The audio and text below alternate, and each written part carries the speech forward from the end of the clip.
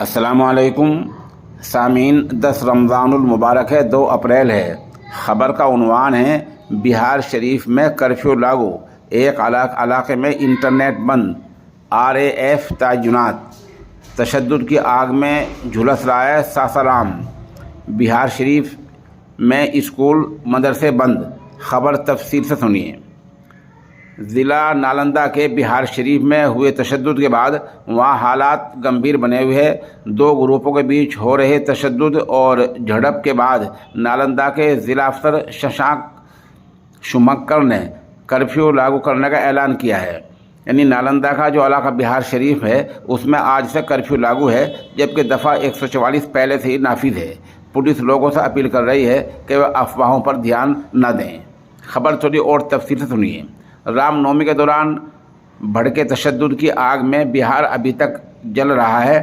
ساسارام اور بہار شریف میں پھر سے تشدد بھڑک گیا ہے اور 9 لوگوں کے زخمی ہونے کی خبر ہے۔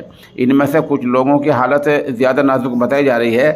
دیر رات ساسارام کے شیر گنج علاقے میں ایک عبادت گاہ کے باہر بم پھینکنے کی خبر بھی مل رہی ہے، جس میں 6 لوگ بری طرح زخمی ہو گئے ہیں اور ان میں کچھ کی حالت نازک ہے۔ علاج کے لیے انہیں مقامی ہسپتال لایا گیا اور حالت نازک ہونے پر پھر BHU ریفر کر دیا گیا ہے۔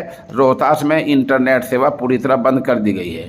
نالندہ کے ضلع افسر ششانک شمکر نے شہر میں کرفیو لاگو کرنے کا اعلان کیا ہے۔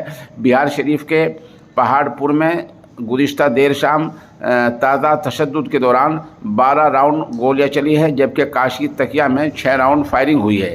ساسارام میں police team, special task force اور پارا ملٹری فورس نے مورچہ سنبھال لیا ہے اور پورا شہر پولیس چھاونی میں تبدیل ہو گیا ہے۔